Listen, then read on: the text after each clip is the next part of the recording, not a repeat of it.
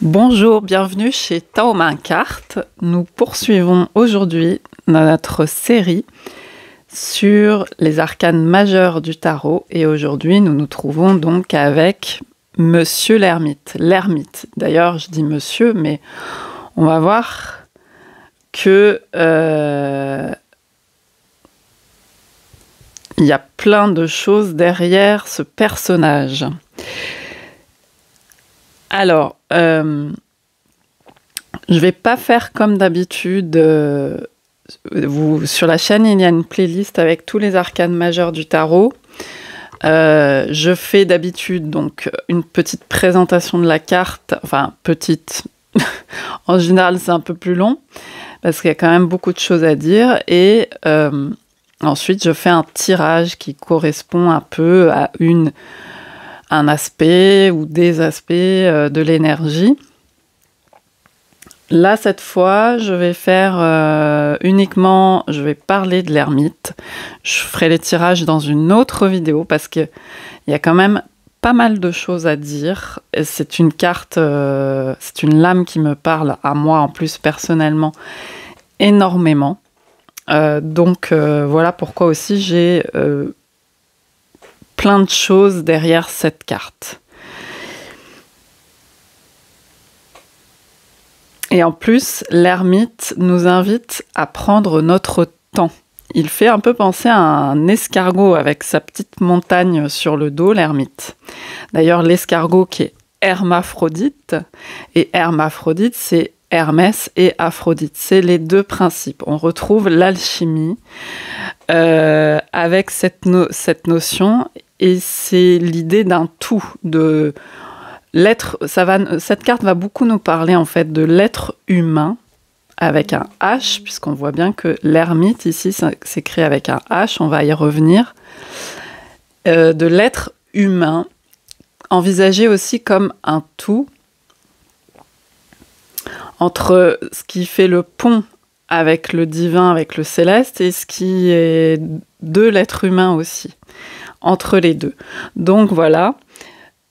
Et puis, je voulais simplement préciser par rapport à la dernière vidéo sur la lame de la justice, parce que j'ai pas arrêté de répéter quand j'ai parlé de constellation, j'ai parlé d'Astarté. En fait, je voulais dire Astrée. Je l'ai mis dans la description, j'ai corrigé. Mais on va pas forcément voir en dessous de la vidéo. Donc j'ai pas arrêté de dire Astarté. En fait, je voulais parler d'Astrée. Je sais pas pourquoi ça m'est venu comme ça. Donc voilà, j'ai fait la confusion dans la vidéo. Mais il s'agissait bien de la constellation d'Astrée, qui est la constellation de la Vierge. Et Astrée, qui est la fille de Thémis. Donc voilà, je corrige pour si jamais vous n'aviez pas vu la correction en description de vidéo. Voilà. Alors, on va commencer tout de suite sur cette lame qui vient donc dans cette ligne de temporalité horizontale qu'on avait déjà vu inaugurée à cette octave par la justice. Cette ligne de temporalité signifiée par la lame tempérance aussi, qui n'a pas d'article devant son nom. C'est tempérance, le temps. Et la justice qui nous parle de l'ordre des choses, de l'ordre, les lois du temps. Et donc, on voit qu'on est effectivement avec une carte de vieux personnages. On nous parle de tout de suite, on voit tout de suite qu'on nous parle aussi de vieillesse. Un vieux personnage avec une canne, comme un vieux sage, un ermite.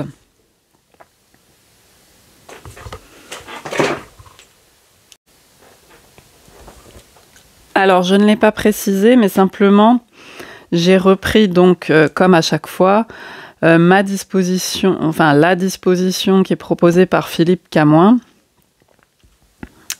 entre autres, et donc je ne le représente pas à chaque fois, mais voilà, c'est ma base de travail, et également le tarot de Marseille de Nicolas Convert, celui-là, qui pour moi est la base de travail. Voilà. Alors, donc on est, je vous ai dit, sur cette ligne de temporalité horizontale, quand même avec une roue circulaire juste à côté de l'ermite. On se retrouve sur cette carte qui, vous voyez, est très en miroir avec la carte de la mort. On a deux personnages, déjà elles sont disposées, si on a un axe symétrique ici, elles sont en symétrie dans leur placement, et ensuite on a deux personnages qui vont dans des sens diamétralement opposés. On a aussi deux personnages avec une canne qui avancent dans un sens différent, qui sont un peu courbés aussi. Et on a cette idée avec cette lame tout de suite, puisque comme je vous disais, on a quand même la vieillesse. Alors, je dis la mort, mais c'est l'arcane 13, l'arcane sans nom. Je parle de la mort, mais il n'y a pas de nom. C'est le 13, l'arcane sans nom. Mais elle nous parle clairement de la faucheuse, de la mort. En fait, l'ermite, c'est comme s'il tournait le dos à la mort, en fait. La mort, elle avance, dans le sens de lecture pour nous, de gauche à droite. Elle avance inexorablement. Et l'ermite, c'est un peu comme s'il tournait le dos à la mort, à la mortalité de l'homme, de l'être humain. En fait, ça nous parle beaucoup de ça, c'est-à-dire que l'homme, depuis toujours, a un dilemme avec les fins, avec la mortalité, avec la mort, avec la mortalité et l'immortalité. Il est entre les deux. Et on verra avec cette lame qui nous parle aussi beaucoup de médecine, mais aussi d'alchimie. À l'époque, disons que dans les temps anciens, c'était mélangé tout ça. C'était des sciences qui étaient proches, l'astronomie, l'astrologie, la médecine, les sciences, les savoirs. Voilà, tout ça s'inscrit dans ce dilemme de tendre, et puis la recherche des alchimistes, c'est quand même la base, c'est la recherche de l'immortalité de la pierre philosophale. Donc ça nous parle aussi de ça. Et en fait, ça nous parle de tendre en tant qu'être humain. C'est cette chose qui nous rapproche du divin, c'est de tendre. C'est le dilemme de l'homme qui est séparé entre le divin et le cosmique et le terrestre. Et d'ailleurs, on est dans cette ligne de médiation entre le cosmique et le terrestre, ou le céleste et le divin, qui peut ne se résumer, pas forcément d'ailleurs qu'au cosmique. Donc voilà, il va y avoir cette idée de recherche de soigner, de ne pas mourir ou de mourir le plus tard possible, ou des choses comme ça. Et cette recherche aussi, clairement, d'une forme d'immortalité. Qu'est-ce que c'est que l'immortalité pour les philosophes, pour les alchimistes? Et on a quelque chose qui est signifié directement avec ce personnage âgé. Alors, ce qui est rigolo, c'est j'en ai parlé dans une courte vidéo, on est avec le 9, on reviendra sur la façon dont c'est graphé, j'allais dire, dont c'est écrit. Le 9, c'est comme l'adjectif neuf, neuve, N-E-U-F, et on fait du 9, là, ici, avec un vieux, avec le vieillard du tarot. C'est vraiment le personnage, l'ermite, c'est le vieillard du tarot, c'est le vieux. Et on va voir pourquoi, et on va voir différents personnages qu'on peut rapprocher de ce vieux personnage. Alors, le vieux, tout ce qui est vieux, évidemment, ça nous rappelle en premier donc le temps. Ça nous rappelle aussi les mémoires, la vieillesse, mais aussi la sagesse. Il y a bien sûr les expériences qui apprennent, on nous signifie ça avec cette lame, mais on nous signifie aussi qu'avec la sagesse en vieillissant et avec les expériences, qu'il est possible d'être à nouveau neuf, même en étant soumis donc aux contraintes du temps et à l'ordre des choses, qui est l'ermite éclaire la justice à côté de lui et les lois du temps. Donc, on nous dit aussi quelque part qu'il n'y a rien de rédhibitoire à cela. Et peut-être qu'on perd en vitalité. D'ailleurs, l'ermite tourne un peu le dos à la mort. Il y a quand même une crainte, mais aussi parce qu'il est possible, d'une certaine façon, de tourner un peu le dos aussi à ce côté inexorable. Donc, on perd un peu en vitalité. Par contre, on gagne aussi en savoir et en humilité. Et en fait, l'ermite, si vous voyez dans le positionnement, il se trouve bien au-dessus de la papesse. D'ailleurs, il forme une forme, on en a parlé au début, des couples du tarot, des couples avec les principes féminin-masculin, qui sont très présents en alchimie, puisque l'alchimie, le but, c'est de marier les contraires, de reformer une unité, comme un absolu, comme du divin. Voilà. Donc, c'est sous cette forme-là que c'est envisagé. Donc, l'ermite, il se trouve bien au-dessus de la papesse. J'espère que vous voyez bien ce que je vous montre. Je vais la ressortir, d'ailleurs, la lame de la papesse. Voilà.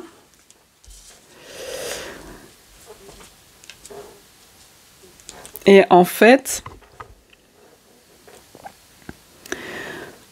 tous les deux, ils peuvent nous parler justement de ce que j'ai un peu évoqué, de vieillesse. Ces deux lames nous parlent de vieillesse, de sagesse, de savoir, d'étude, de solitude aussi, et d'humilité.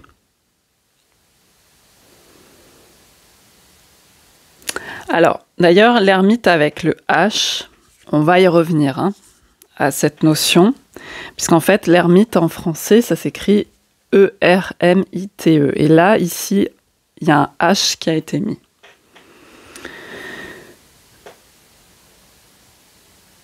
Ça rime donc justement avec le mot humilité, avec un H, et humilité étymologiquement, ça peut être rapproché de humus, l'humus, la terre, ce qui fait la fertilité de la terre, et de humain, c'est les mêmes racines, humain. Et tout ça est en lien avec le mot homme. L'homme, H-O-2-M-E, le mot qu'on retrouve dans les traductions latines de la Bible. Mais à la base, l'homme, au sens être humain, c'est Adam, Adam. Adam, donc, c'est pas forcément à la base lié au sexe masculin. Il y a effectivement une notion parce que, en fait, il y a là-dessus, dans la Genèse, on a Dieu créa l'homme à son image, mais là, c'est l'homme au sens de être humain. Et après, il dit, il les fit hommes et femmes. Mais en fait, il y a un débat là-dessus, dans le sens où ça peut être un aspect, à la base, qui pouvait être hermaphrodite. Hermaphrodite, ça c'est l'ermite, mais plutôt androgyne, en tout cas, de l'être humain, qui pouvait avoir les deux. En fait, Ève, c'est pareil, on dit qu'elle est tirée de la côte d'Adam. Ça peut être lié à un vieux mythe donc mésopotamien qui a influencé donc les Hébreux à ce niveau-là. Et mais cette côte, ça peut être aussi, il y a un débat là-dessus. Je vous renvoie à l'article sur Ève. Ève, en fait, c'est Hawa. Hawa. Ce qui s'écrit d'ailleurs aussi avec un H. En hébreu, je ne sais plus si c'est en grec, en araméen, et en arabe aussi. Et Hawa, ça veut dire la vivante. Ça veut dire celle qui rend vivant. Donc évidemment, c'est relié aussi à la vie, à donner la vie. Mais la côte, ça peut être aussi le côté endormi d'Adam. parce qu'il dormait d'un côté et le Dieu lui a envoyé, je ne sais plus exactement hein, dans la Genèse, et donc on a Ève qui est Hawa, qui est sortie d'Adam. C'est pour ça après on a dit la femme est inférieure à l'homme, etc. Mais en fait, ça peut être complètement interprété autrement. Et c'est elle qui a rendu vivant quelque part. Et puis d'ailleurs, on y reviendra sur la fameuse histoire de la connaissance du bien et du mal. Mais c'est pareil, elle a initié quelque part quelque chose de vivant sur la connaissance, puisqu'on est sur une lame de connaissance. Hein. C'est pour ça que je vous en parle. C'est pas pour blablater pendant des heures autour de ça. Et en fait, Adam, ça vient de l'hébreu ancien, donc qui est Adama. Et Adama, ça veut dire la terre, tout simplement. Pour ça que je vous faisais le lien entre l'humus, l'être humain, et Adama, c'est la terre. Parce qu'en fait, l'homme, l'être humain, a été formé à partir de la terre. Alors dans la Bible, dans la Genèse, je crois que c'est la poussière et je ne sais plus quoi. Mais déjà, chez les Mésopotamiens, c'était l'argile. On retrouve ça dans énormément de mythes. L'homme a été façonné à partir de la terre, de l'argile, de la glaise. Et c'est une belle image, hein, très très ancienne. Parce que c'est de là qu'on vient. Et c'est aussi là qu'on retourne. 13, la mort. On retourne à la terre, hein, on le voit sur la lame de la mort. Et pareil, dans la Bible, c'est la poussière, on est fait à partir de la poussière, on retourne à la poussière. Il y a une idée de cyclicité déjà qui est perçue. Comme ça, on voit bien qu'on ne sait pas d'où on vient des entrailles, et on retourne dans ce sombre. Hein. Voilà. Et alors c'est aussi forcément le patriarche, hein, la notion de patriarche, et ça on va y revenir avec les personnages. Il y a une distinction d'ailleurs à faire avec le pape là-dessus. Le pape, c'est le papas, donc c'est le côté le papa hein, qui guide dans la société, mais donc lui il est dans la société. Il est directement. Hein, c'est la première lame où il y a d'autres personnages, hein, le pape. Donc lui, il transmet directement, ici comme à des enfants. Hein. Et l'ermite, il transmet. C'est aussi une sorte de guide, un patriarche. Il transmet, mais depuis le lointain. Hein. Depuis, on va y revenir aussi à cette histoire de confins, de lointain. Donc l'ermite transmet aussi depuis le lointain, depuis le fin fond de ses traversées dans le désert. Hein, on le voit hein, dans le désert. Il y a un bout de désert là. Et sa canne. Et cette notion d'ermitage. Hein, il y a eu beaucoup d'ermites qui ont fait des traversées du désert. Pour revenir donc à la papesse et à cette ligne verticale, du coup, dans les arcanes, ce sont les deux personnages qui ont le plus de drapés autour d'eux. Bon, il y a aussi le pape. Hein. Ils ont des vêtements très amples. Vous voyez. Ils sont entourés de voiles, en fait. Ils sont entourés de voiles de mystère. Hein. De l'illusion aussi, hein, les voiles de l'illusion. Et donc, les voiles de l'illusion nous incitent à aller voir ce qu'il y a derrière les choses. Les deux ont un peu ce rôle. Hein. Nous parle beaucoup de mystère, d'aller voir derrière les mots, hein, derrière les apparences. On a l'ermite avec sa lanterne qui va chercher dans la nuit. Et donc, c'est ce qui cache, c'est ce qui est sombre. Hein. Et l'ermite a un manteau de nuit. Ça, on va y revenir, c'est important, le manteau de nuit de l'ermite. Il a ce manteau sombre, tout bleu, comme un bleu nuit. Et alors, sur cette ligne verticale, vous voyez aussi, parce que c'est important d'aborder dans comme je vous ai dit, dans cette architecture-là, il y a des significations. On a juste au-dessus la maison Dieu. Et en fait, avec la papesse et l'ermite, on est prévenu de l'humilité et de sa place en tant qu'homme, en tant qu'être humain. Et au-dessus de l'ermite, justement, on a la thématique de la chute qu'on retrouve dans énormément de mythes. Et là, on a donc le diable ici et la maison Dieu. On y reviendra longuement. J'en ai déjà parlé un petit peu avec le prince du chariot.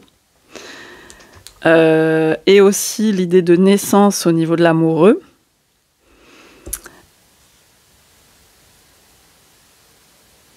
Parce qu'ici, en fait, on a littéralement une expulsion dans la maison Dieu, comme une naissance, avec les deux personnages, je vais vous montrer, qui ont la tête en bas. Voilà. Donc, et en fait, justement, ces deux personnages qui sont au-dessus de l'ermite, ils atterrissent et littéralement, ils touchent terre. Ils touchent la terre. Nous sommes de la terre. La naissance nous conduit à toucher la terre, mais c'est aussi une chute. Car l'homme est de la terre, et ce n'est pas en se hissant toujours plus haut, donc on reviendra sur ces histoires de Babylone, Babel, le mythe de Babel, qui nous renvoie, tous les mythes de chute nous renvoient à cette idée d'humilité, il y en a énormément. En fait, c'est cette idée de se hisser toujours plus haut pour atteindre le divin, et on nous montre que ce n'est pas forcément de cette manière. C'est pour ça qu'on nous parle d'humilité.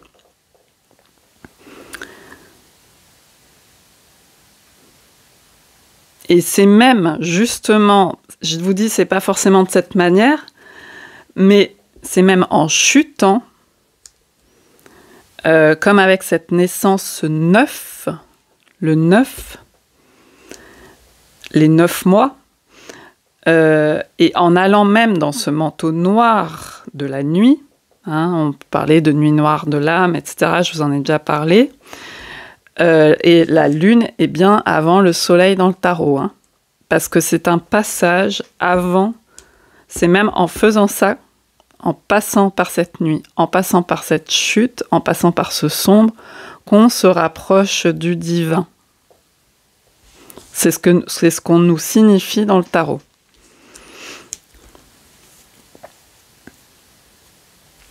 Alors, on va aborder maintenant ce chiffre 9.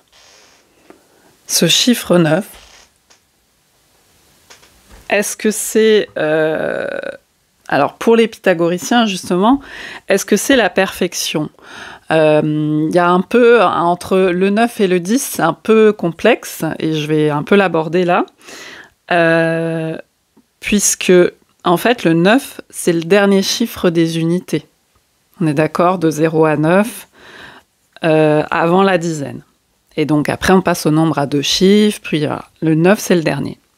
Donc, il y a une sorte... on atteint quelque chose. Il y a un aboutissement avec le 9. Donc, ce sont les 9 mois aussi. La naissance, c'est le 3 x 3. Mais en fait, les pythagoriciens peuvent hésiter aussi avec le 10. Et on va reparler de ce système de 10, puisque j'en ai parlé déjà plusieurs fois. Dans le tarot, il y a de multiples systèmes. On a vu le 7, il y a le 4, mais il y a aussi le système de 10, avec les mineurs. Le tarot fonctionne un peu comme avec des fractales, plusieurs systèmes dans les systèmes, comme la complexité de la vie. Et il y a notamment donc ce système de 10. Pourquoi le système de 10 est important ? Parce que c'est le système de base, en tout cas dans nos sociétés occidentales. Là, on est sur donc la région. Au départ, on est avec les Hébreux dans la Bible, etc. Et on est au Moyen-Orient, tout ça. c'est les 10 doigts de la main. Le 10, c'est les 10 doigts de la main. C'est un système de comptage basique. Et puis, c'est bien utile pour pas mal de choses. Donc, c'est un système qu'on retrouve surtout dans la vie terrestre, qui est pratique pour compter de façon matérielle. Et donc, dans les séries des arcanes mineures, c'est le système qu'on retrouve. Les arcanes mineures vont nous parler plus de matérialité. Ce sont les lames à points. Ce sont les lames aussi pour compter de façon pratique. Et dans un jeu, on compte avec les... Voilà, il y a les arcanes majeures, mais il y a aussi les lames pour compter, les lames à points. Et en fait, les 9 mois calendaires de la grossesse, parce qu'on parle beaucoup de 9 de naissance, hein, avec la maison de Dieu qui est signifiée au-dessus. Et puis d'ailleurs, on a aussi un renvoi au 6 de l'amoureux, qui est aussi une naissance, parce que le 5 et le 4, on y reviendra, mais ça fait aussi 54, et 54 divisé par 9, c'est 6. Donc il peut y avoir tous ces jeux-là derrière. Je ne dis pas que c'est forcément le cas, mais voilà. Et ici, on nous signifie une naissance. Je ne reviens pas sur la lame de l'amoureux que j'ai déjà détaillée. Donc on nous parle de naissance, et les 9 mois calendaires de la grossesse, ils sont basés sur un calendrier solaire, avec des mois en fait de 30 ou 31 jours, avec moins en février évidemment. Et ce système, en fait, de calendrier solaire, il a été mis en place plus tardivement pour maintenir une continuité de 4 saisons solaires, puis que ça tombe toujours un peu au même endroit, et que avec les fêtes et tout. Mais en fait, les anciens systèmes étaient plutôt basés sur un système lunaire. Parce qu'en fait, c'est le plus simple de se référer à la Lune. L'homme, depuis toujours, s'est référé à la Lune. Parce qu'on voit bien dans le ciel les différents dessins de la Lune au fur et à mesure du cycle, les différentes phases. Donc c'est plus facile, plus évident, on en voit la progression. Et un cycle lunaire, vous le savez bien, il est un peu plus court que ce cycle de 30 ou 31 jours calendaires. En moyenne, on compte d'après ce que j'ai vu sur Internet. Moi, je vous ai dit, Wikipédia est mon meilleur ami, je peux faire des ponts. Je ne dis pas que toute la vérité vient de là, mais ça me permet de faire des ponts assez rapidement entre différentes notions. Et donc, on a 29 jours et demi à peu près sur un cycle lunaire, en moyenne. Et donc, si on compte une grossesse en mois lunaire, on va plutôt tomber sur 10 mois, puisque c'est des cycles plus courts, donc on passe à plus de mois. On est sur le 10 à ce moment-là, on est sur un cycle de 10 mois. Donc je vous avais dit qu'on parlerait de temps avec cette lame, on est vraiment sur cette notion de temps.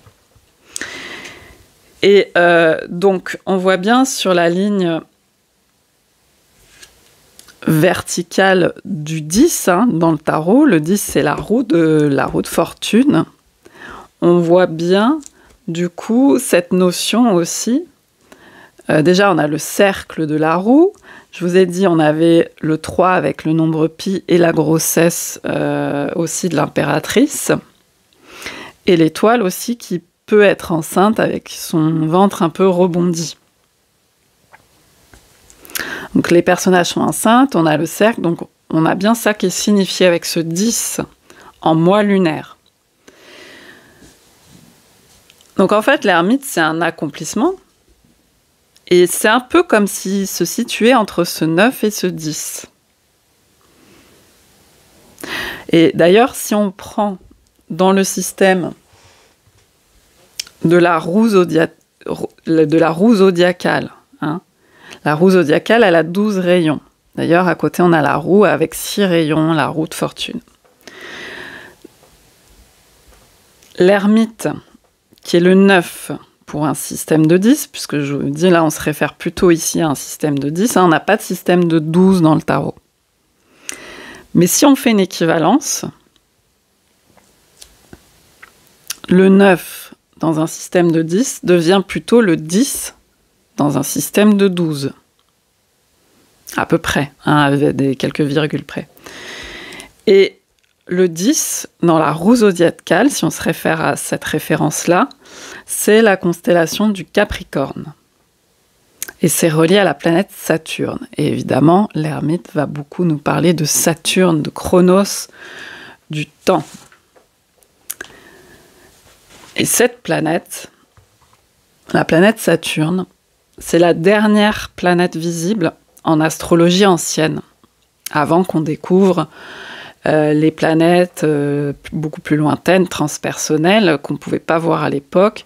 Donc Uranus, Neptune, Pluton, qui n'est plus pour l'astronomie une planète, mais qui pour les astrologues est encore considéré bien comme une planète.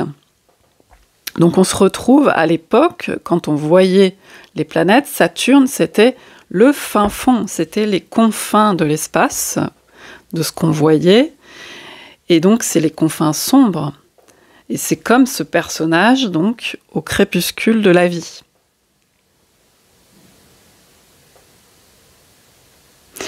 Alors, et justement, qu'est-ce qu'on a avec la saison du Capricorne en décembre 10, qui fait référence au 10e mois de l'ancien calendrier, avant la création de 2 mois supplémentaires. Et bien, qu'est-ce qu'on a dans ce mois de décembre? On a Noël, qui correspond plus ou moins donc au solstice d'hiver, autour du 21 décembre. C'est une reprise d'anciennes fêtes païennes, qui étaient reliées toujours à l'astronomie, donc au solstice, donc la nuit la plus longue de l'année, et le jour le plus court, du coup, en parallèle. Donc c'est au moment de cette bascule où les jours commencent progressivement juste après le solstice à s'allonger jusqu'à l'étape de l'équinoxe de printemps, où les jours à ce moment-là deviennent plus longs que les nuits. Et donc effectivement, c'est un thème très très ancien, et l'ermite éclaire la balance de la justice, qui peut renvoyer donc aux équinoxes.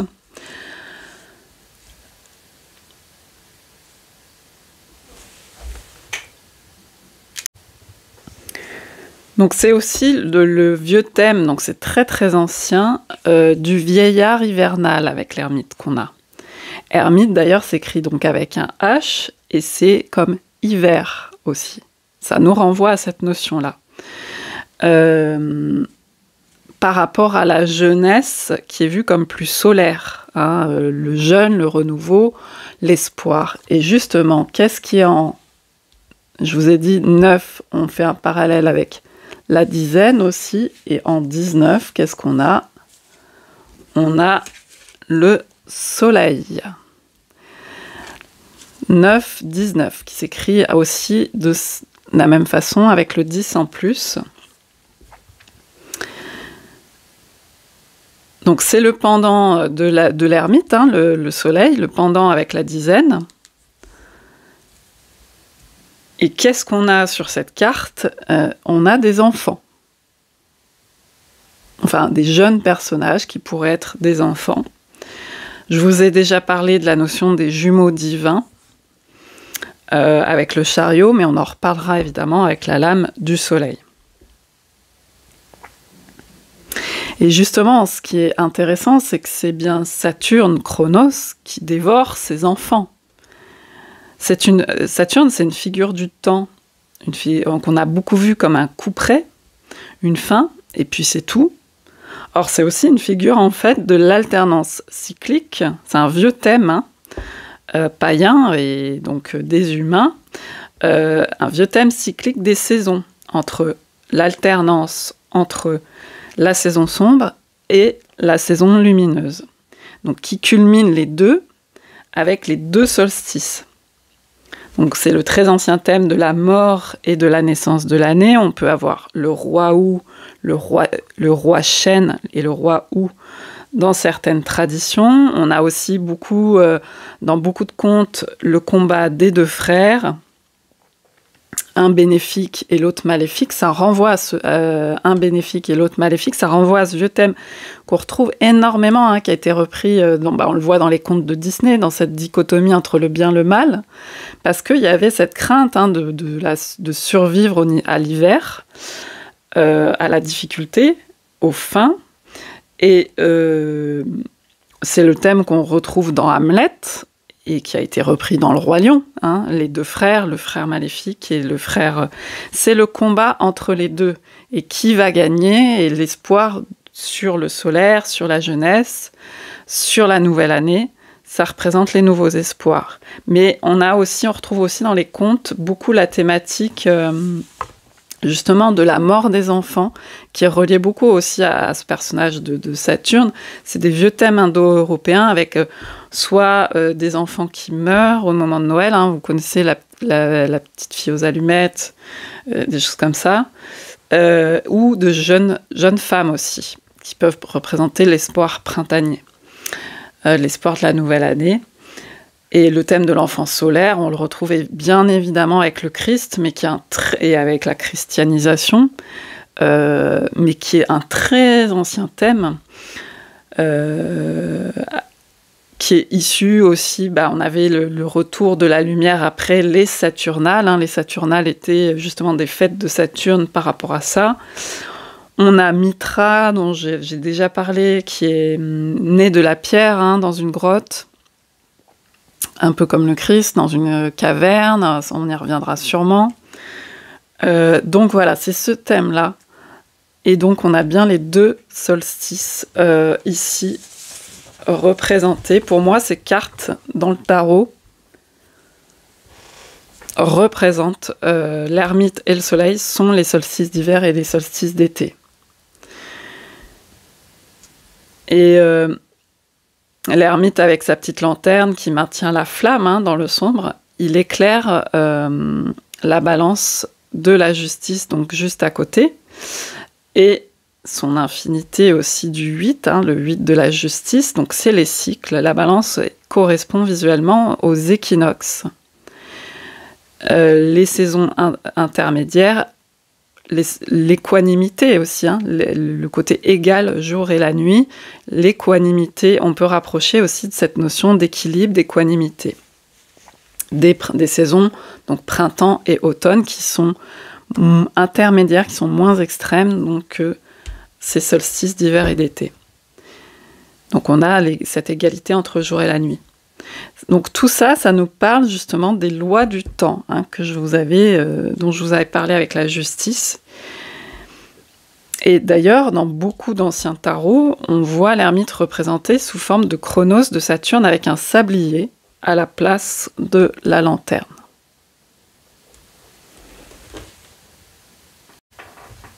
Donc dans le tarot, on parle beaucoup d'astronomie.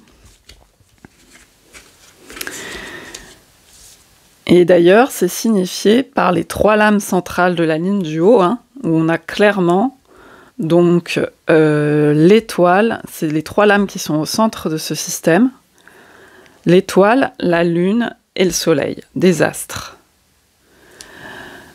Qu'est-ce qui est au centre? C'est pas le soleil, c'est la lune. Hein, c'est le 18. Et qu'est-ce que font 1 et 8? 1 et 8, ça fait 9. Dans 18, 1 et 8, ça fait 9. Justement, la lune était un système de référence pour compter, avec ces différentes phases bien visibles, comme je vous l'ai dit tout à l'heure. Les croissants, les quartiers, la décroissance, tout ça. On jardinait avec la lune, avec le soleil aussi pour les saisons, bien entendu, mais on cultivait en référence avec la lune et les cycles lunaires. Et en fait, comme je vous ai dit tout à l'heure, le tarot est un jeu pour compter. Compter. Alors, il y a les deux. Compter, C-O-M-P-T-E-R, compter avec des chiffres, et compter aussi, raconter. Et on nous signifie bien, justement, avec la lune au centre, que c'est pour compter. Et en fait, les calendriers, historiquement, donc je vous ai dit, à la base, c'était plutôt des calendriers lunaires. Et les calendriers, c'était les livres de comptes, justement, de comptes pour compter matériellement les sous, les pièces. Donc, en fait, les calendriers, ça servait à signifier les dates pour payer les dettes. Et d'ailleurs, c'est intéressant, cette notion de dette, parce qu'on pourrait aussi la rapprocher de cette notion autre de karma, hein, qui est plus... on peut la rapprocher symboliquement, mais bon, on ne va pas rentrer là-dedans, mais voilà, ça servait à ça. Ça servait à payer, à rembourser ses dettes, à compter. Et l'ermite, il nous parle précisément de calendrier et de compter les chiffres. Et il nous parle aussi d'écriture, hein, il éclaire aussi le livre de la papesse juste en dessous. Il nous parle aussi d'archives, hein, avec ça, d'archives, de mémoire, on va y revenir, dans les personnages qu'on peut rapprocher de lui.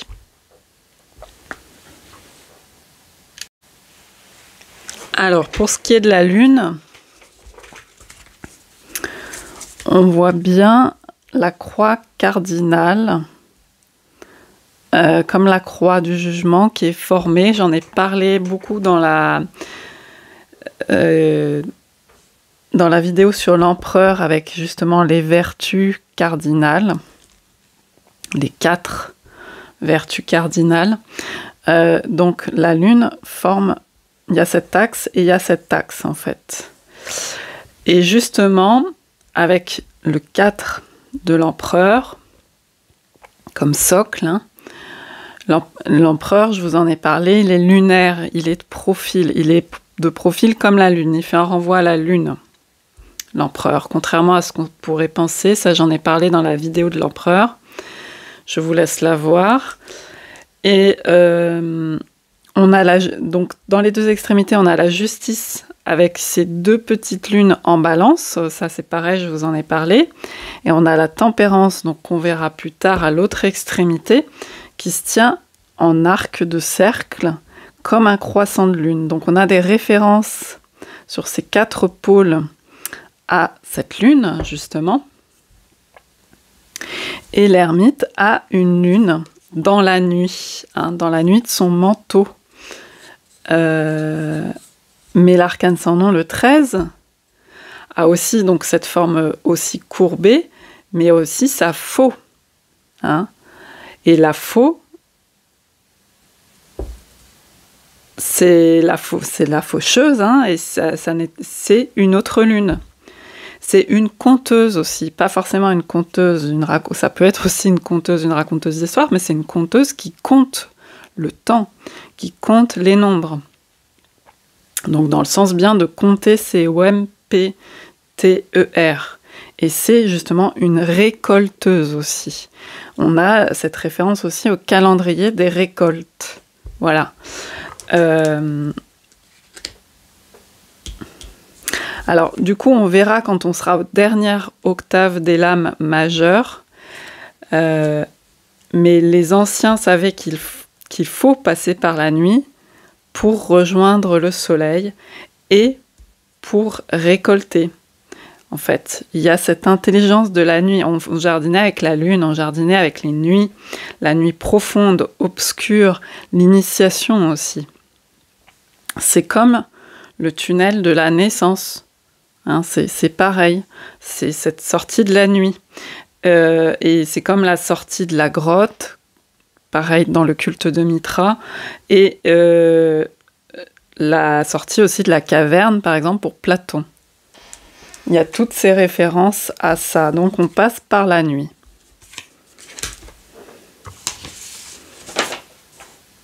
Alors pour le chiffre romain, ce que je voulais vous dire,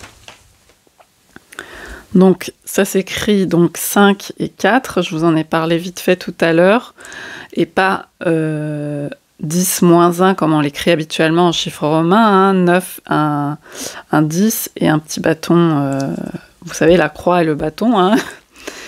Non, ça me fait penser à Louis Croivet bâton. Voilà, Jodorowsky, Alejandro Jodorowsky en a déjà parlé, de l'idée qu'on ajoute dans le tarot, on ne retire pas. Il y a un sens philosophique derrière ça. On ajoute dans ce système, on n'enlève pas. Peut-être, effectivement. Et je vous ai dit aussi, du coup, que c'était un système de comptage. C'est très organique, c'est comme les doigts de la main. Le 5 et le 4, on peut aussi voir un mélange de... si je les ai justement, du pape et de l'empereur. Voilà, 5 et 4. Et l'ermite, effectivement, peut être aussi un mélange du pape et de l'empereur, quelque chose de plus maturé encore. Il peut y avoir cette idée-là. Et je vous ai dit aussi dans la vidéo sur l'empereur que c'était important de signifier ce système de 4, des 4 piliers qui sont aussi dans le tarot, sur lequel fonctionne aussi le tarot, comme les 4 suites qu'on retrouve dans le tarot, les 4 suites denier, bâton, épée, coupe. Il y a aussi les 4 personnages de cour, il y a les 4 mains aussi que l'on retrouve dans le jugement. Ça aussi, c'est important pour les alchimistes, l'hermétisme. Les 4 directions, on a aussi les 4 saisons, puisqu'on est dans les calendriers, le comptage. La croix, le carrefour aussi, et les vertus, les 4 vertus cardinales, même si elles n'apparaissent pas toutes les 4. Visuellement en tout cas. Parce que le tarot aime bien aussi, les auteurs aiment bien nous faire toujours, ça c'est Philippe Camoin qui en parle pas mal dans son bouquin, faire toujours une exception, un truc en moins aussi, parce que ça fait partie du système un peu de code et de langage du tarot. Alors, on va justement aller explorer maintenant les personnages, parce que c'est quand même ça aussi qui est intéressant, à rapprocher de ce vieillard, donc de ce patriarche du tarot. Et ça suscite quand même une question, je ne sais pas si vous êtes déjà demandé, pourquoi dans nos cultures on a figuré le Dieu unique, Dieu en fait, c'est pas le Dieu, c'est Dieu, par un vieux barbu. Eh bien justement, il y a plein de raisons à ça, et je prétends pas y répondre, mais c'est intéressant de rapprocher cette question de nos représentations, et c'est ce qu'on va voir, parce que justement, si l'intérêt aussi du tarot, c'est de s'intéresser sur ces représentations symboliques qui figurent aussi une vision de la façon dont fonctionnent les choses dans le monde. Et donc, c'est cette question de l'éternel. Tiens, justement, on a parlé de temporel, d'immortel, on va voir tout ça. De mortel, d'immortel. Donc, l'éternel, ce créateur, ce Dieu. Donc, on nous parle évidemment de temps, encore une fois. Et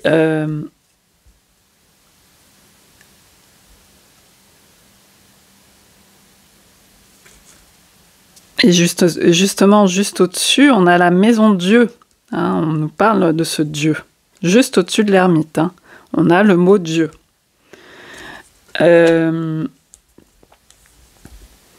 Mais comment figurer Dieu, puisque par définition, il est infigurable. En fait, c'est l'informe. Il n'a pas de forme. D'ailleurs, ce manteau est assez informe par rapport aux autres. Je vous en ai déjà parlé du manteau. Il y a cette notion d'informe. Et pour tout ça, il va être un pont, justement, l'ermite, entre... parce que je vous ai dit, on arrive au décompte, on arrive au niveau des dettes aussi, on arrive à la fin d'un cycle, à l'aboutissement. Le 9, c'est le dernier chiffre. Avant la dizaine, avant un autre cycle, etc. Donc l'ermite nous parle de tout ça. On est entre, justement, la forme et l'informe. Et donc, comme je vous disais, le divin, Dieu, que vous l'appelez comme vous voulez, n'a pas de forme en fait. Hein, et Dieu n'a pas de vêtements non plus. Il n'en a pas besoin. Ça, c'est un besoin purement humain. On l'a bien vu avec la Genèse et l'expulsion de l'Éden, etc. L'obligation de se couvrir parce qu'on prend conscience de sa nudité. Donc, le divin n'a pas de vêtements.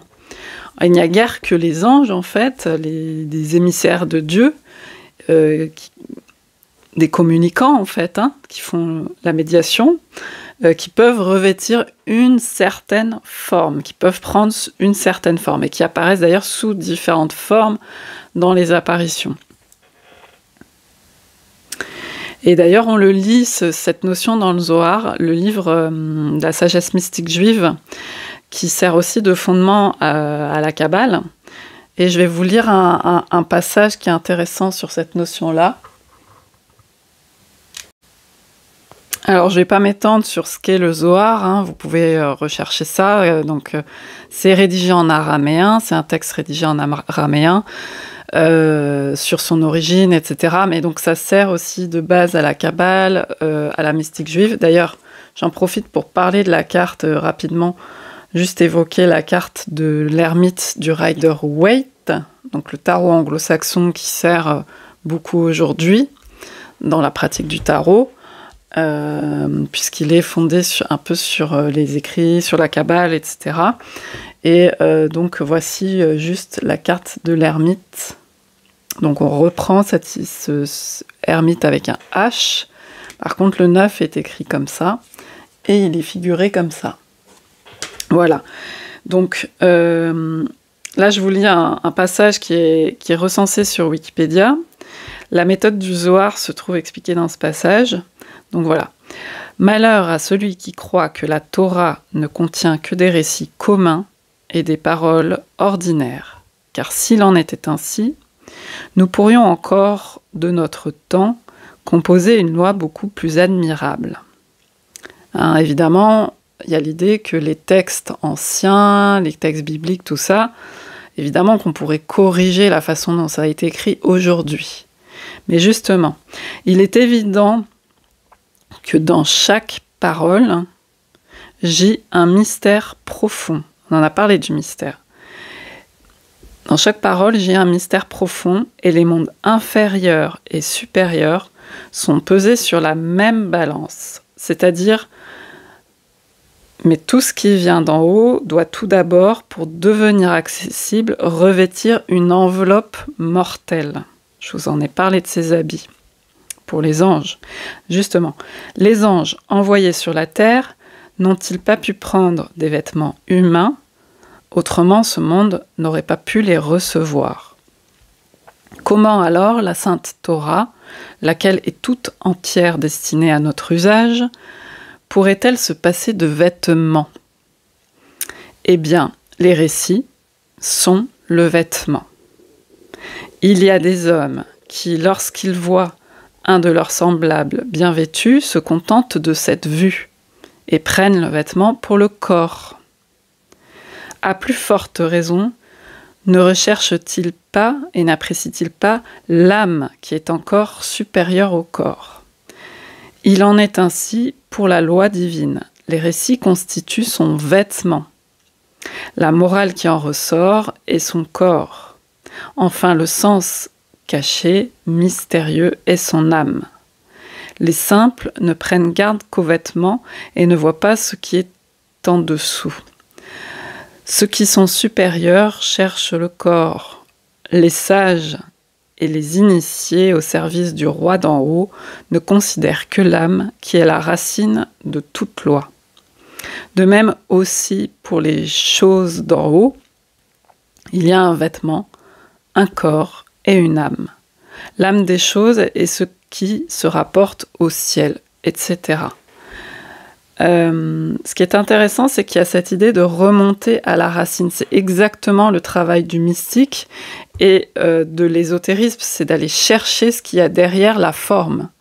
Les textes sacrés, même s'ils sont sacrés, reste de la forme. C'est ce que nous dit la mystique, la juive en l'occurrence.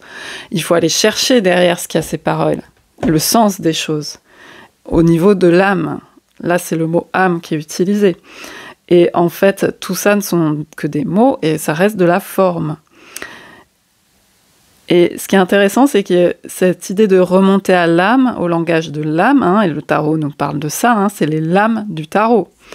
C'est de remonter à la racine, de comprendre, c'est la compréhension. Et c'est le travail de l'ermite. Et remonter à la racine, c'est que c'est radical comme conception. C'est un travail radical. Et l'ermite nous parle beaucoup de ça.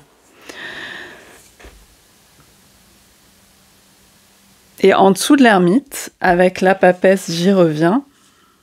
Je ne sais pas où j'ai mis, voilà. La papesse, on peut avoir justement la Shekinah qui est présente dans la mystique juive et qui est l'aspect... alors, chez Gnostique, on aura la Sophia. J'en ai déjà parlé, je crois, de la Sophia pour la lame de la papesse. Donc ça, c'est chez les gnostiques chrétiens. Et on a la figure de la Shekinah chez les mystiques juifs. C'est la sagesse. C'est justement la part féminine du principe créateur, en fait. C'est pas de la création. Justement, ce principe créateur n'a pas de forme, et donc c'est pour ça qu'il est figuré dans un tout avec principe masculin et principe féminin. Il n'y a pas de forme tranchée. Donc ce n'est pas un créateur, même si après, vu qu'il y a le Fils, etc., on a parlé du Père, etc., ça on va y revenir, mais voilà, c'est un principe. Et donc, il y a voilà, ces formes qui sont données ici. Donc, c'est la part féminine, en fait, qui est, en tout cas pour les mystiques, qui est descendue sur Terre, qui a accompagné l'homme, en fait, hein, sur Terre, justement. Et qui est reliée à la symbolique aussi du serpent, qu'on a vu dans la Genèse, et le serpent. Et l'animal aussi, le serpent, c'est l'animal de la terre, chtonien, qui rampe, un peu comme les hommes hein, qui ont quitté l'Éden. Et comme une certaine Ève, Hawa, dont on a déjà parlé. Hein. Mais c'est justement, on va y revenir sur ce serpent, mais il y a cette idée d'initiation. Alors du coup, comme personnage, pour l'ermite, on a déjà vu Chronos, Saturne, qui nous parle du temps, qui nous apprend les fins, les limites, qui nous apprend à mourir. Hein, qu'est-ce que c'est que les fins, qu'est-ce que c'est que mourir? Et il y a cet apprentissage de mourir avec l'ermite, hein, puisque bien qu'il tourne le dos à la mort, il y a justement ce parallèle, ce miroir. Alors, les dieux grecs étaient des dieux humains, c'est-à-dire qu'ils avaient une forme un peu humaine. Justement, par rapport à cette idée de créateur, c'est-à-dire qu'ils étaient immortels, hein, c'est la différence qu'ils avaient avec les humains, et ils avaient des pouvoirs surhumains, expliquant justement des phénomènes naturels, les mystères de la destinée, etc. Mais ils étaient aussi imparfaits que les hommes, hein, dans leur turpitude, la violence, les caprices, tout ça. Il y avait plein d'histoires, de gossip, voilà, comme dans beaucoup de mythologies anciennes païennes. Hein, c'est ce type de représentation. Et en fait, avec les religions monothéistes, notamment, on passe à un Dieu, mais en fait à Dieu. Hein. C'est pas un Dieu, c'est Dieu, qui représente en fait l'absolu, l'irreprésentable, qui est par définition pas représentable, qui n'a pas de forme dans la conception philosophique en tout cas. C'est justement pour marquer cette opposition du divin, philosophiquement, hein, l'être humain marque à travers ses mots sur cet absolu, marque l'opposition avec le domaine d'ici-bas qui est duel, qui est non absolu, qui est tangible, le monde des formes et des vêtements et tout ça justement, pour expliquer tout ça. Et autour, du coup, dans ces religions, il reste du coup les représentations terrestres, les représentants terrestres du divin, donc qui eux ont des formes. Les disciples, les prêtres, les saints, les saintes, qui souvent sont des reprises d'anciennes représentations païennes. On a l'exemple avec Sainte Catherine, Brigide, Sainte Brigitte, enfin tout ça, bon, je ne vais pas m'étendre là-dessus, mais les idoles, les anciennes idoles sont transposées beaucoup sur les figures de saints, de saintes. Et on a aussi les figures des anges qui sont des émissaires, qui font la médiation du royaume divin et qui font le pont. Voilà. Donc qui n'ont pas complètement une forme, mais qui montrent une forme quand même, qui se montrent un visage. Et aussi, on a donc des prophètes, des maîtres. Et ce qui est intéressant, c'est qu'un des maîtres, le Christ, chez les chrétiens, il se qualifie lui-même de fils de l'homme.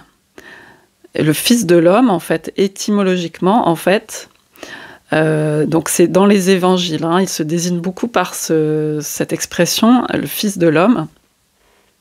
Tiens, ça nous rappelle de ce dont on a parlé au début avec l'homme.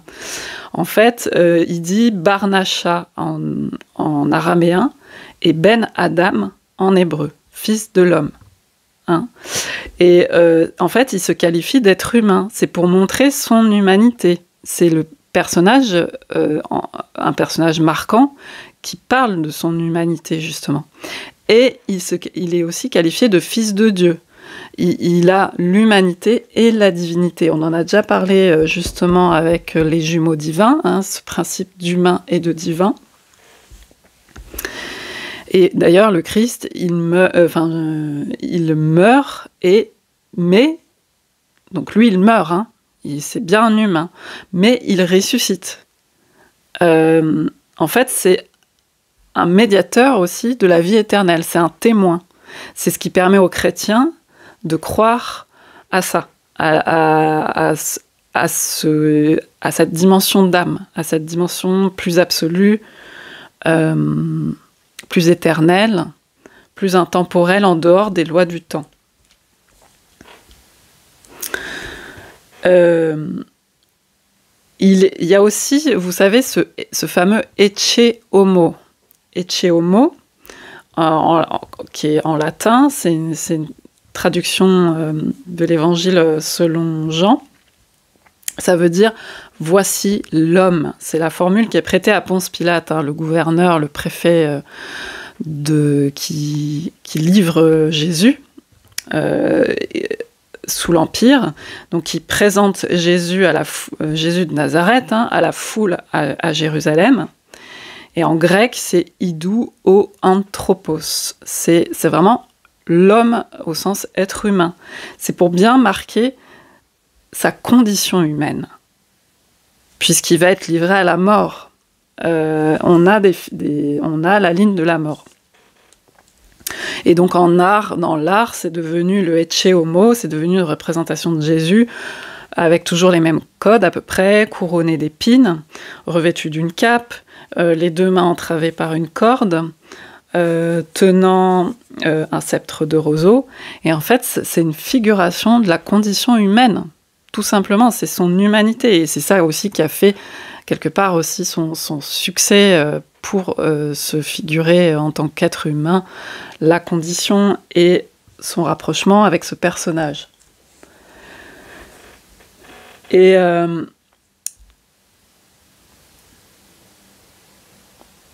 l'ermite qui commence par un H, j'y reviens. Donc, l'ermite, il y a ce côté mystérieux, énigmatique.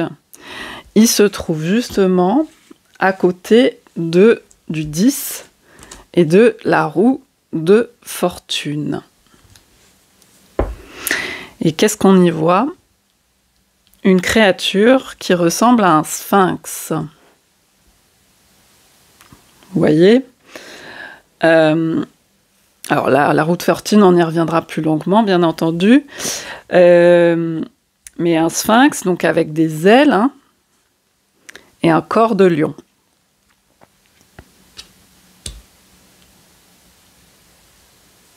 Et est-ce que vous vous souvenez des énigmes du sphinx? Alors, l'énigme la plus connue, que beaucoup de gens connaissent, même les enfants, parce que c'est présenté comme une forme de devinette, de blague qu'on raconte. La première, c'est « Quel être, pourvu d'une seule voix, a d'abord 4 jambes le matin ?» Tiens, ça nous rappelle quelque chose, ce 4, les 4 bâtons. 4 jambes le matin, puis 2 jambes à midi et 3 jambes le soir. Et la réponse du héros, c'est l'homme. Tiens, on nous reparle encore de cet être humain. Parce qu'en fait, effectivement, vous connaissez tous, enfant, on marche à 4 pattes, adulte, on se tient debout sur les 2 jambes, et âgé, on s'appuie sur un bâton. Or, l'ermite est à côté du sphinx. D'accord ? Et il y a une seconde énigme aussi qui est évoquée plus rarement dans les textes chez les Grecs, mais il en existe une deuxième. C'est que le sphinx demande « Il y a 2 sœurs, l'une donne naissance à l'autre, et elle, à son tour, donne naissance à la première. Qui sont ces 2 sœurs ?» Et donc la réponse, c'est le jour et la nuit. Tiens. Parce que le jour et la nuit, ce sont des mots féminins, en fait, en grec ancien, et donc, du coup, ce sont 2 sœurs. Donc, on en a beaucoup parlé du jour et de la nuit, de l'ermite et du soleil, de la lune et du soleil.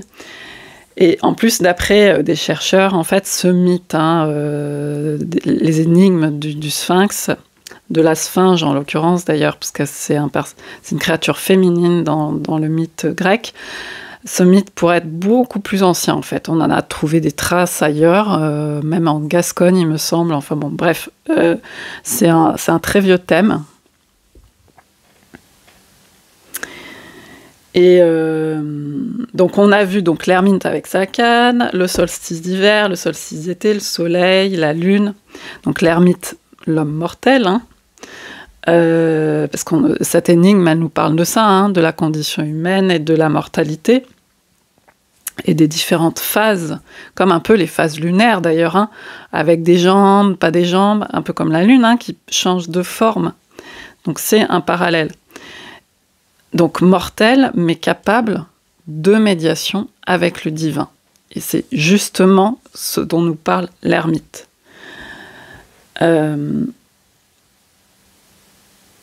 Alors, justement, dans la mythologie grecque, c'est Oedipe qui résout cette énigme face à la sphinge qui garde du coup l'entrée de la ville de Thèbes et qui retient les habitants prisonniers. Et du coup, il peut répondre aux énigmes et un passage peut se faire. Donc là, on a un passage qui se fait. Hein, on va le voir, un passage du 9 au 10, d'une phase à une autre. Alors, en fait, Oedipe, ce qui est rigolo, et je pense qu'il y a une allusion vraiment significative des auteurs du tarot, Oedipe, en fait, ça voulait dire pied enflé. En fait, c'est une évolution de son nom. Peut-être qu'à la base, ça voulait dire quelque chose par rapport à la mer, parce que la mer, M-E-R, parce qu'il aurait été abandonné. Dans les premières versions du mythe, il aurait Oedipe, en fait, comme il y avait cet oracle qui avait prédit le parricide et l'inceste. Hein. Je vous refais pas l'histoire d'Oedipe. Vous pouvez regarder. Du coup, Oedipe est abandonné par ses parents, la reine Jocaste, donc, et le roi Laios, je crois. Et alors, il aurait pu être dans les premières versions jeté à la mer et son nom est en lien avec ça. Et c'est un thème d'ailleurs qu'on retrouve, hein, c'est un thème beaucoup plus ancien, hein, l'abandon à la mer. On retrouve aussi ça dans les mythes, dans les contes. On retrouve ça dans l'histoire de Thésée, non, de Persée, il me semble.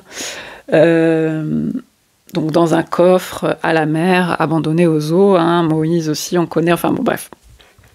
Donc ça aurait été ça, mais en fait son nom a évolué comme une plaisanterie sur un jeu de mots par rapport, je vous le fais pas les mots en grec parce que je les connais pas, mais et donc ça a donné l'idée qu'il aurait été attaché par les pieds à un arbre, et c'était une méthode aussi d'abandon, de mettre donc là en haut d'un mont et de l'attacher à un arbre par le pied. Tiens, ça nous rappelle pas un personnage de la ligne, le pendu, attaché par un pied. Donc, moi, je pense qu'il y a clairement une allusion. Et donc, le personnage sera sauvé par un berger, aura le destin qu'on lui connaît. Et d'ailleurs, Jocaste, sa mère, se suicidera par pendaison. Donc, voilà, la tragédie d'Œdipe. Et donc, du coup, c'est devenu un jeu de mots, avoir les chevilles qui enflent. Et donc, enfin, le pied enflé. Et c'est devenu, ça a donné naissance à cette expression, avoir les chevilles qui enflent. Et qu'est-ce que c'est avoir les chevilles qui enflent? C'est se détourner de l'humilité, justement. C'est se détourner de la sagesse. C'est quelqu'un qui est toujours sûr de son jugement, qui a réponse à tout, etc. Et l'ermite, non, il s'interroge, il pose des questions. Et d'ailleurs, le jugement, c'est ça. Il y a une contrainte sur cette forme de supplice. Et ce personnage est presque comme un point d'interrogation qui est forcé à un moment donné. Donc, on revient toujours à cette notion d'humilité, d'où vient la racine de l'homme, de l'humus, de la terre. Alors après, comme autre personnage, Hermite, bien entendu, nous renvoie à Hermès. Hein. Et pour les philosophes et pour les alchimistes, au personnage, à la figure d'Hermès Trismégiste, donc qui est très très ancienne, et qui est le 3 fois grand, 3 fois 3 d'ailleurs, hein, le 9, c'est le Trismégiste, ça veut dire le 3 fois grand. On a 3 lignes aussi dans le tarot, hein, 3 fois grand. Et d'ailleurs, on a une inauguration au début avec la table du battleur. Hein, le 1, c'est le battleur, et il a une table qui peut faire référence à la table d'émeraude. Donc je ne vais pas rentrer dans les détails de tout ça. Vous pouvez faire vos propres recherches si vous le souhaitez. Mais du coup, il y a cette idée de pont vraiment entre l'humain et le divin. Et on va du coup aller d'abord par rapport à ça en Égypte antique avec Thoth et l'Hermès Thoth, la figure de l'Hermès Thoth, le dieu Thoth. Je vais vous parler de la carte du tarot de Kemet. Donc dans le tarot, elle est figurée par Iris Quentin. Donc c'est sa carte de l'ermite de son tarot, et c'est le dieu Thoth. Et donc ça, c'est la traduction grecque, le dieu Thoth, mais c'est Djéouti en égyptien. Je vous la retrouve.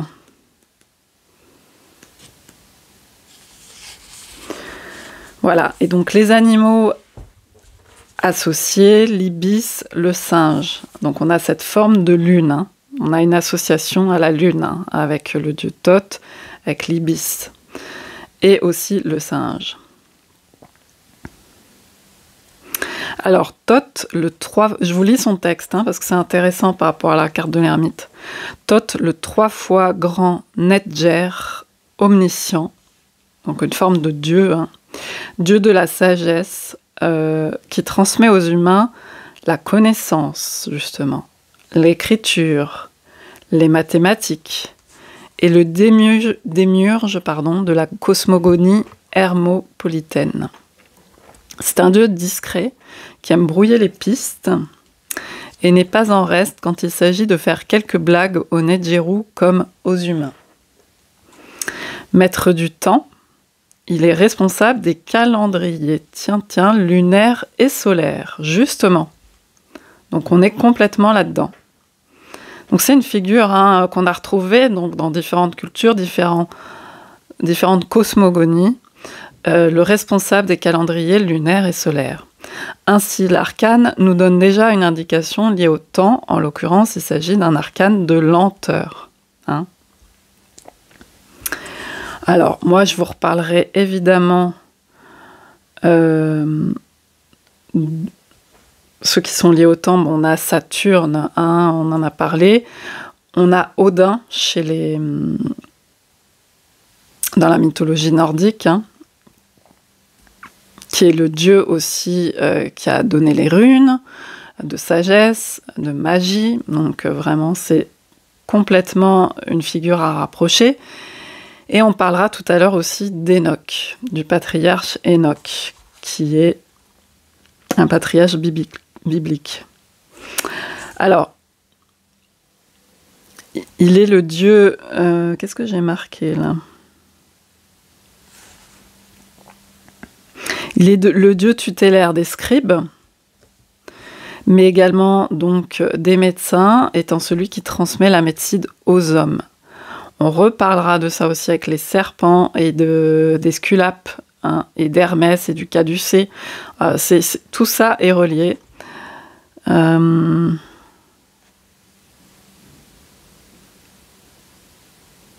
Oui, non, je relisais mes notes, mais en fait, c'est simplement que j'avais marqué que Saturne, le 19, c'est les enfants, justement, et Saturne, c'est la transmission par l'ombre. Bon, bref. En tant que scribe, il est représenté sous la forme donc du babouin, animal terrestre, contrairement à l'ibis qui représente son aspect volatile, tel le mercure. Là. Donc là, on est complètement dans l'alchimie. Il est le messager des dieux, donc comme Hermès, l'Hermès grec. Il a été assimilé à Hermès dès l'époque hellénistique, le trismégiste, ou 3 fois grand des dieux grecs. Alors, observer le passé pour comprendre le présent et prévoir le futur. On verra aussi qu'il y a un côté divination divin. Djeoutitot a donc transmis aux Égyptiens les Medou Nedjer, ou paroles divines, comme Odin les runes. Ces idéogrammes permettent d'avoir accès à une autre réalité, de passer d'un plan de conscience à un autre par le biais de notre psyché, mais aussi par le toucher. Donc les deux, l'aspect spirituel et l'aspect matériel. Il faut faire le pont, la médiation. Dans les temples, certains prêtres et prêtresses en charge de la transmission prirent soin de graver dans la pierre cet héritage pour le transmettre le plus loin possible dans le temps. Il a cette fonction, l'ermite. Il transmet, je vous ai dit, loin de la société, il transmet de loin dans le temps, de très loin, des premiers temps bibliques, de tout ça. À ce titre, Thoth nous invite à ne pas garder la connaissance pour soi, mais à la transmettre lorsque nous en sommes dépositaires et que nous en avons fait l'expérience. Donc, on a la lumière au-dessus de la papesse aussi, qui est dans une forme de transmission plus cachée, plus ésotérique, mais qui, comme je vous ai dit dans l'arcane de la papesse, elle tient son livre ouvert à qui veut bien s'initier.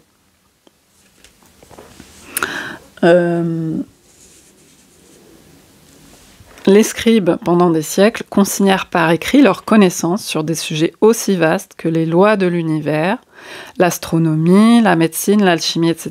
Je vous en ai déjà parlé, tout ça est lié à l'époque, Beaucoup de ces papyrus furent consignés dans une bibliothèque qui est partie en cendres, tel le Bénou, le phénix égyptien, emportant avec elle donc une grande partie de ce legs.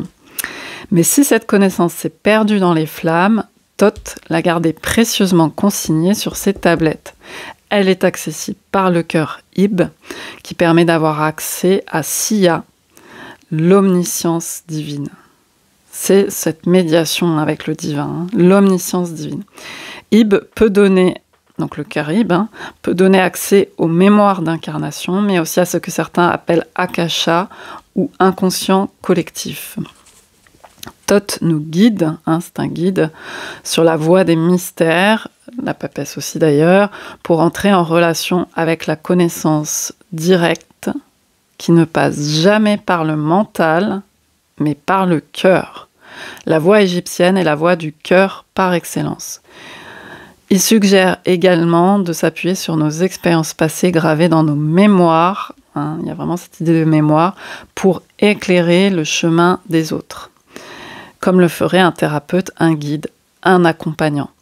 Thoth, porteur de sagesse, est, comme l'ermite, celui qui éclaire le monde de sa lumière, puisqu'il détient la connaissance de tout ce qui est. Par son accès, en fait, il détient la connaissance par son accès. C'est pas une accumulation, justement. À l'heure des contes, ce n'est pas une accumulation, c'est un accès qui est creusé avec le sillon de la sagesse, etc.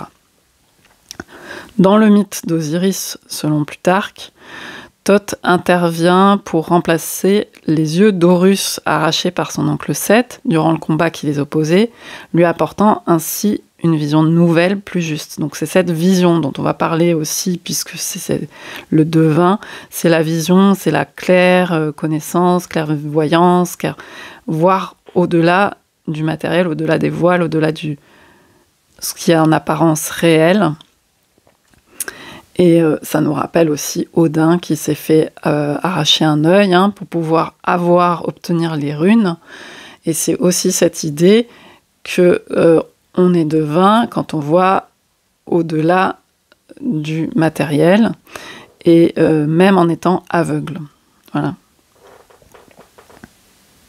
Donc Thoth illumine la terre de son intelligence divine sous la forme d'Hermès Thoth. Il est le patron des alchimistes.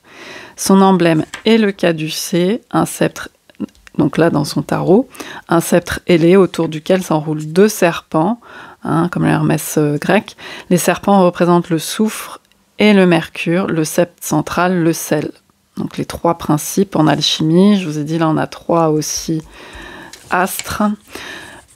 Thoth a l'art de la dissimulation et peut inverser les polarités à sa guise. Cette inversion, je vais parler aussi d'hermaphrodite, cette inversion, nous le verrons, est nécessaire. Ainsi, le caducée représente le grand œuvre et la circulation des énergies entre nos différents corps. Voilà pour vous lire cet extrait et ce passage sur ce livre. Et alors, du coup, moi, je voulais quand même, avec ce patriarche, vous parler d'une figure biblique assez similaire, sauf que là, on est donc du coup dans la religion monothéiste, les naissances, en fait, parce qu'à l'époque, il y avait aussi du paganisme, mais c'est devenu progressivement, chez les Hébreux, c'est devenu progressivement un seul Dieu. Mais du coup, il y a une figure dans les livres anciens, qui est Enoch. Et Enoch s'écrit avec un H ou sans H. Tiens, c'est marrant, comme l'ermite. L'ermite, là, ici, s'écrit avec un H, mais l'ermite, en français, s'écrit sans H. Eh bien, Enoch, ce patriarche, ça s'écrit avec un H en hébreu et en grec, et en latin, il s'écrit sans H, avec un E, comme l'ermite. Et en arabe, c'est Idris. C'est la figure d'Idris. Et Enoch, en fait, c'est le père de Mathusalem. J'avais déjà fait un post avec cette carte du Tarocchi al Soldato, il y a quelques temps, sur Instagram et dans l'onglet Communauté. Parce que ici, on a une représentation de l'ermite sous cette forme. Donc, je vais en parler, puisqu'en fait, Enoch, c'est le père de Mathusalem. Mathusalem, quand on dit ça remonte à Mathusalem, c'est que ça remonte au temps ancien. C'est vraiment la question du temps qui est abordée avec cette figure, justement. Et alors, comme pour resituer Enoch, c'est l'arrière-grand-père de Noé. Et c'est le 7e patriarche, le 7, du lignage de Seth, S-E-T-H.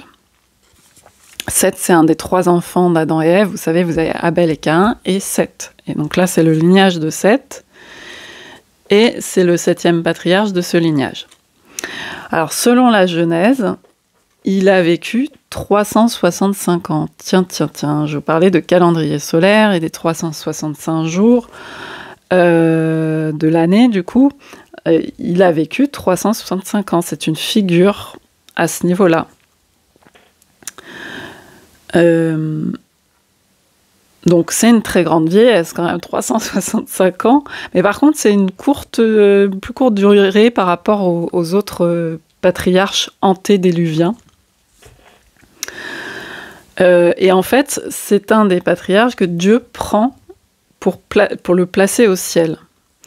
La Genèse dit il marchait avec Dieu, donc il avait une relation privilégiée, en fait, avec Dieu. Et après, il y a toute une série, en fait, les connaissances qu'on peut avoir sur Enoch, c'est toute une série qu'on appelle le livre d'Enoch, mais en fait, c'est des textes apocryphes, dont certains ont été trouvés en Éthiopie, d'autres en Europe de l'Est. Il y a aussi des textes de mystiques juives, donc des choses qui remontent au 5e, 6e siècle aussi, et d'autres au 1er siècle, donc. Dans ces textes, les livres d'Enoch, donc qui sont apocryphes, qui ne font pas partie des canons, Enoch a prophétisé les temps depuis la création jusqu'au dernier jugement. Et ces temps, il s'était divisé en 10 semaines. Tiens, on retrouve notre 10. Et d'ailleurs, entre l'ermite et le jugement, qui peut faire référence au jugement dernier, on a 10 cartes, justement. 10 cartes entre les deux. 10 lames. Et d'ailleurs, le 9, c'est cette idée de fin, de rendre des comptes, de dettes. Je vous en ai parlé, c'est un aboutissement, c'est le dernier nombre de la suite avant la dizaine. Et le mot Hanouka, donc la fête des Lumières chez les Juifs, Hanouka, qui s'écrit H-A-N-O-U-C-C-A, ça a la même étymologie, en fait. C'est la fête des Lumières, et ça nous rappelle cette lumière, cette lanterne de l'ermite. Et c'est la fête d'inauguration du second temple, quand ils sont arrivés après, si je ne dis pas de bêtises, après le désert, après l'Exode, à Jérusalem. Donc Enoch, dans ses textes, inaugure le décompte des temps, et c'est le premier calendrier connu. Donc dans un des textes comme ça, qui a servi aussi de fondement à la Kabbale. Alors attendez, je regarde parce que j'ai plus trop de batterie.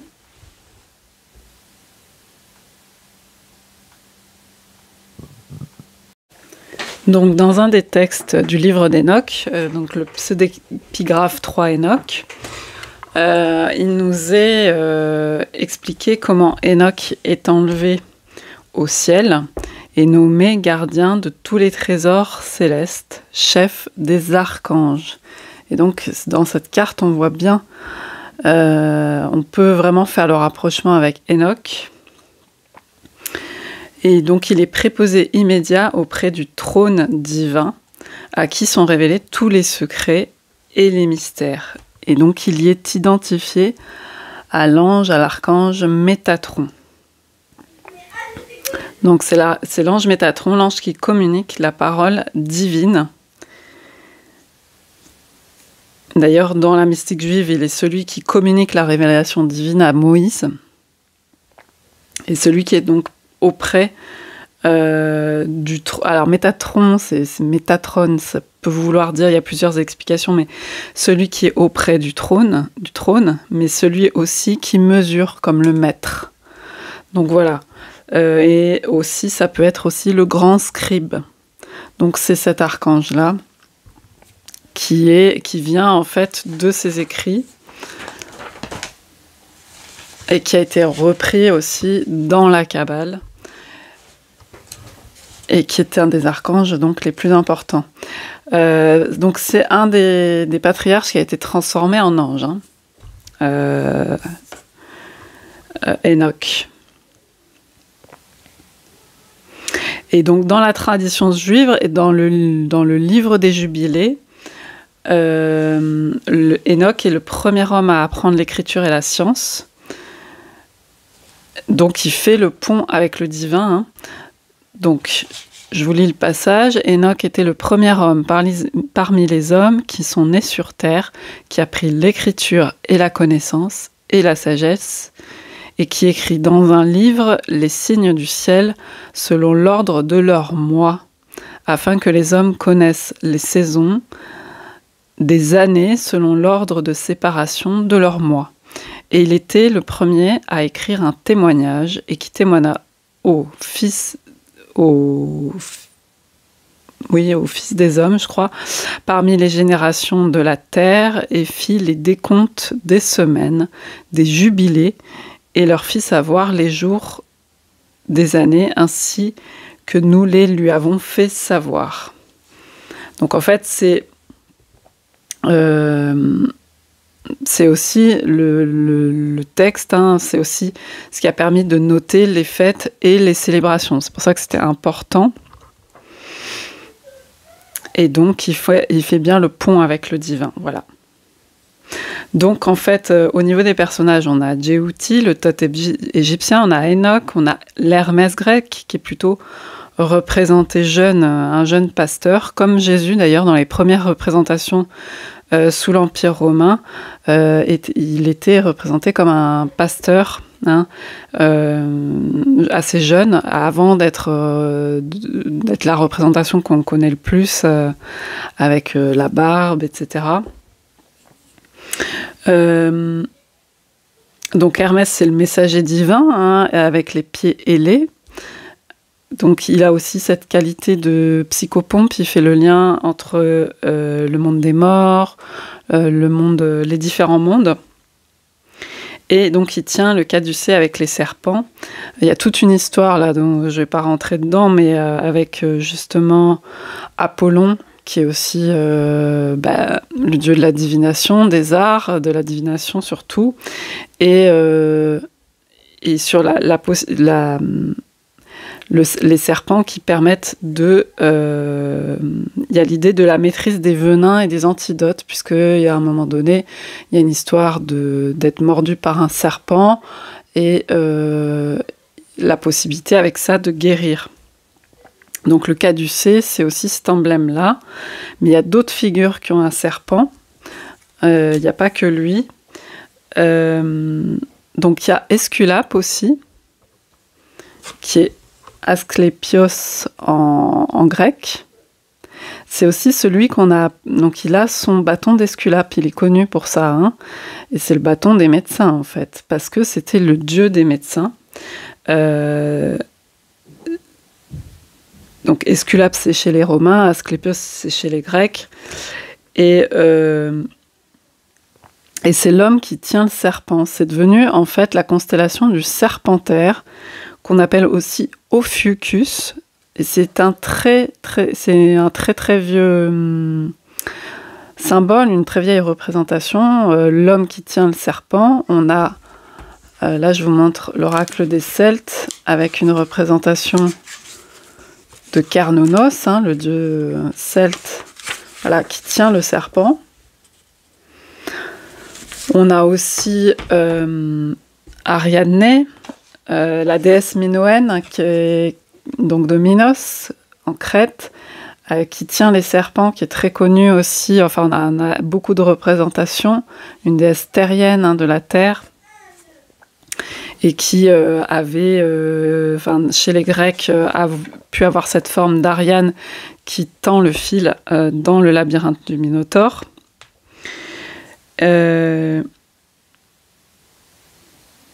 Donc en fait, l'histoire de la constellation du Serpentaire, c'est simplement que, justement, Esculape, donc Asclépios, maîtrisait donc énormément, beaucoup de choses. Il avait été enseigné par Chiron, d'ailleurs, par le médecin Chiron, enfin par le centaure plutôt. Et donc c'était devenu les dieux des médecins, à tel point qu'il avait... donc c'est lui qui représente aussi la science, les savoirs, etc. Il est très lié aussi à la divination.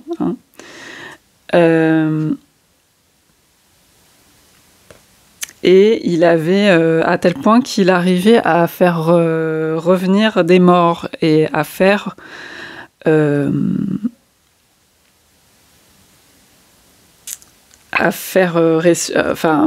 faire quelque part ressusciter des hommes.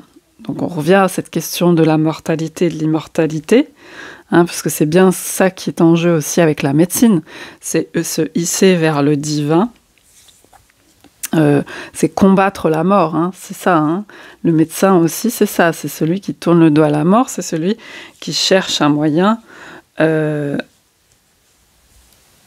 de combattre la mort. Et donc, comme il ressuscitait les morts, Hadès, donc le dieu du royaume des morts, a demandé à Zeus de le foudroyer, parce que ça lui faisait concurrence, en fait. Il y avait quand même il y a toujours on retrouve toujours ce tabou. Et donc, Zeus en fit, en fait, une constellation, et c'est la fameuse 13e constellation du Serpentaire, pour les années où il y a 13 lunes. Donc elle figure pas là dans notre roue zodiacale telle qu'on la pratique actuellement, mais elle se situerait donc plutôt novembre, décembre, justement, entre Balance, tendance plutôt Scorpion, ou Sagittaire, tendance Scorpion. Voilà. Et en fait, cette constellation, c'est Ophiuchus aussi, c'est l'homme, c'est le dompteur de serpents. Ophis, c'était le serpent, c'était un dieu, c'est des dieux très primitifs, un dieu serpent, et il y avait, et d'ailleurs Ophis pour les gnostiques, ça peut être aussi un anagramme de Sophia, donc dont on a parlé, la Sophia, le serpent, l'arbre de la connaissance, parce que évidemment on le retrouve là aussi, le serpent avec Ève, qui avait dit d'ailleurs à Ève,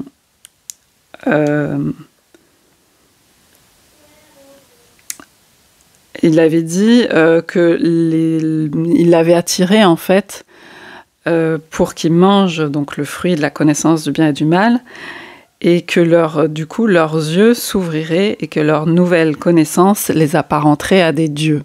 Donc c'est bien cette histoire de concurrence aussi entre l'homme et le divin, et de lien aussi qu'il y a entre eux.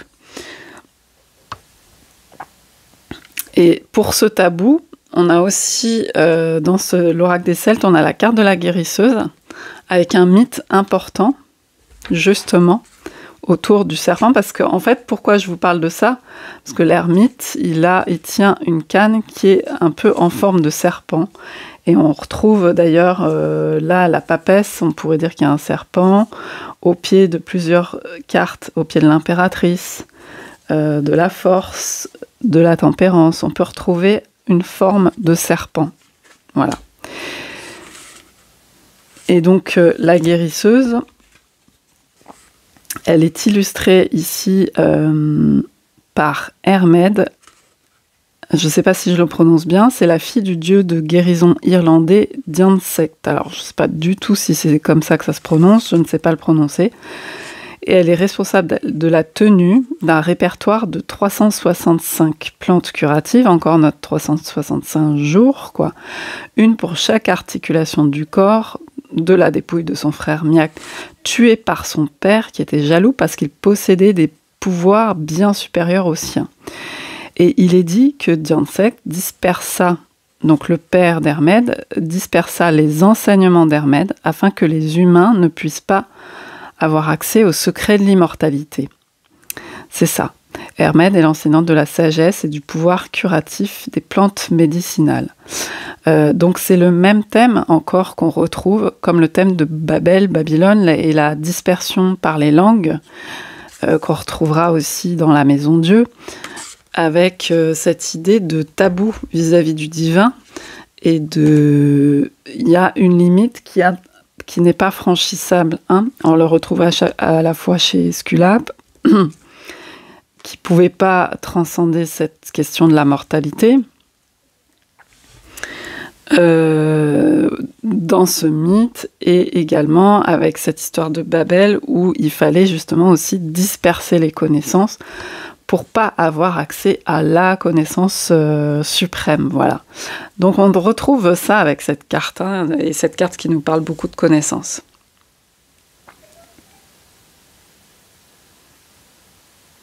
Et alors, la dernière histoire à laquelle on va faire allusion, c'est celle de Moïse avec le serpent d'airain, puisque justement, les serpents c'est une des plaies qui a été envoyée sur le peuple des Juifs qui ont quitté l'Égypte, qui ont traversé le désert.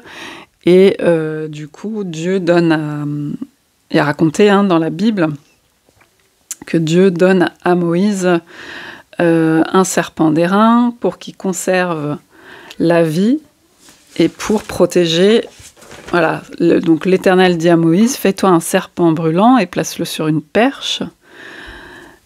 Quiconque aura été mordu et le regardera conservera la vie. Donc Moïse fit un serpent d'airain et le plaça sur une perche, et quiconque avait été mordu par un serpent et regardait le serpent d'airain conservait la vie.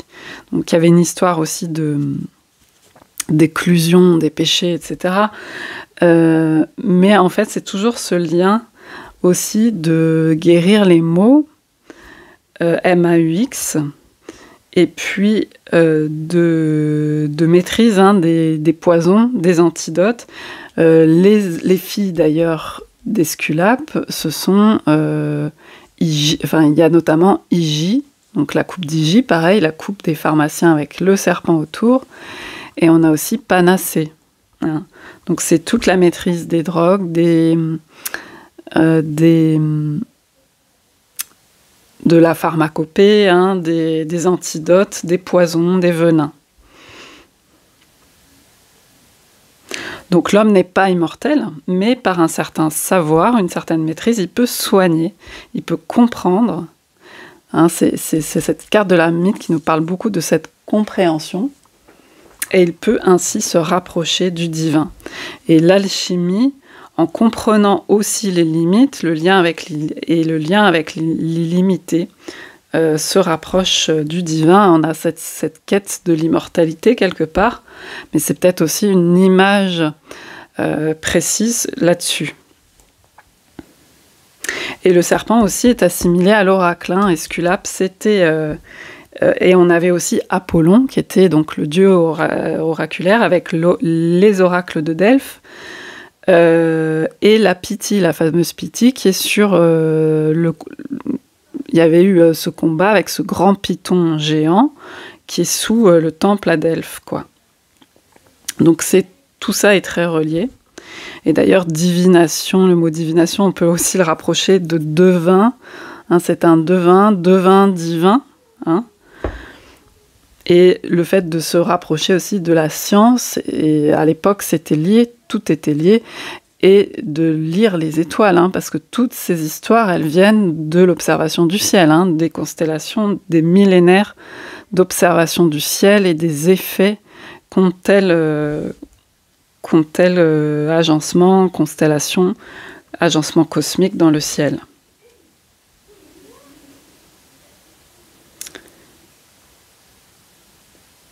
Donc la question de l'immortalité, elle est toujours abordée dans les mythes fondateurs. C'est la recherche des alchimistes, la pierre philosophale, le Graal.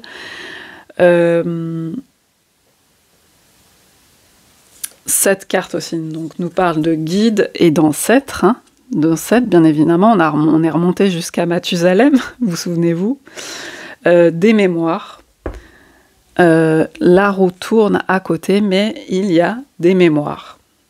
Donc on a la figure aussi donc du devin, du guérisseur, de Carnenos, d'Odin. Hein. Je ne suis pas revenue sur Odin, mais la magie aussi. Hein. La magie est très reliée. Hein. Odin, c'est un dieu magicien. Hermès aussi d'ailleurs.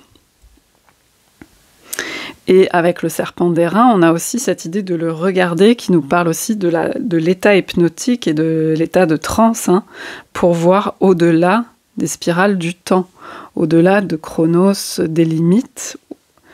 On a l'image de la roue, des derviches tourneurs, de tout ce qui peut faire accéder à ces états de conscience modifiés, ces états de transe, et qui peuvent transcender justement cette idée de temps. Donc voilà, et je termine par vous montrer celle du type 1 que je ne vous ai pas montré. Là, c'est le tarot de Jean-Pierre Payen. Et donc, on a l'ermite sans H dans celui-là. Donc ça, c'est un tarot de type 1. Voilà. Donc voilà, ça nous parlait beaucoup du temps et de savoir de l'illimité et à la fois d'humilité, hein, confère la tour au-dessus.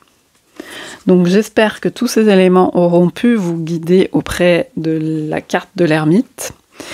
Et puis je reviendrai pour une vidéo, cette fois-ci c'est pour un tirage pratique, parce qu'après l'ermite va nous parler d'introspection, de plein de choses, mais justement plus on approfondit ses visions sur la symbolique, sur ce que peut signifier telle ou telle représentation, puis après on enrichit aussi notre vocabulaire divinatoire par rapport aux cartes pratiques pour la mise en pratique en termes de voyance et d'application en termes de tirage de cartes. Voilà, je vous dis à bientôt pour une autre vidéo. Bye bye.